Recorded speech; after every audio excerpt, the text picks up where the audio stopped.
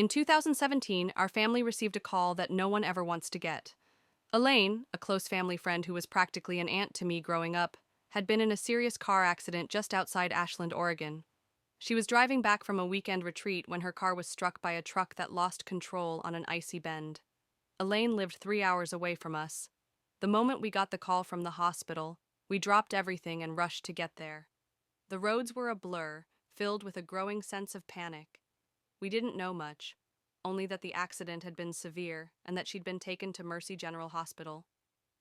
When we finally arrived, we were ushered into a small, sterile room.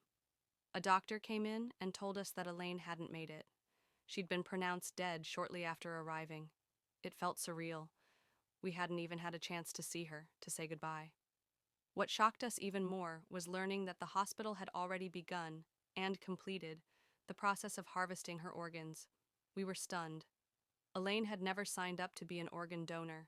She wasn't against it per se, but she had always said she wanted her family to make that decision if anything happened. But no one had contacted us. No one had asked. It was done. Final. Irreversible. When we questioned the hospital, they insisted someone had signed a consent form, claiming to be a legal proxy. But none of us had signed anything, and Elaine didn't have a spouse or children. It didn't make sense. What made the situation even more bizarre was that, 2 weeks later, someone reached out to us directly. Her name was Dana. She said she was the recipient of Elaine's heart and wanted to personally thank the family of her donor. She said she'd been on life support for months due to a congenital heart defect, and that Elaine's heart had saved her life. She was emotional, sincere, and incredibly grateful. At first, I didn't know how to feel. I wanted to be glad that someone had been saved. But I couldn't shake the unease, the confusion around how Elaine's organs had been released so quickly and without our permission. Out of curiosity, I looked Dana up online. Her profile was public, and what I saw made my stomach turn. In several photos, Dana was pictured with a man in uniform, an EMT. His name was Chris, and as soon as I saw his badge and his ambulance company name, it hit me. Chris was one of the first responders to Elaine's accident. I recognized his name from the incident report the hospital had printed for the family. He wasn't just an EMT. He had been the EMT who performed the initial assessment on Elaine at the crash site. I dug deeper. Records showed that he was the one who rode with Elaine in the ambulance. He was the one who reported her vitals. He was also the one who filled out her emergency form, the same one that mysteriously indicated she was an organ donor. I was horrified.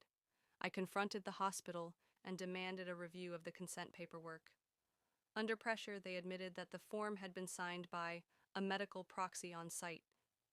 And when pushed further, they confirmed it had been Chris. He had claimed to be acting under implied consent, stating she had no family present and time was critical. The case was referred to the Medical Ethics Board and eventually went to court. Chris broke down under questioning. He admitted that his wife, Dana, had been deteriorating rapidly and that the likelihood of her receiving a heart in time had been low. He confessed that when he saw Elaine's condition, unconscious but still alive, a horrible idea had taken root in his mind. He claimed he hadn't intended for her to die, but that he didn't act with urgency to save her. He admitted to exaggerating the severity of her injuries in the report to make her appear beyond help. And when they arrived at the hospital, he signed the organ donation form without authorization, just to give Dana one last chance. The courtroom was silent when he said that if he'd tried harder, Elaine might have survived. His voice cracked, and tears ran down his face. But his remorse didn't bring her back. Hearing that, knowing Elaine might still be alive if someone had just done their job instead of playing God, shattered us. She wasn't just lost in an accident. She was taken, not violently, not with malice, but with a twisted form of desperation disguised as love.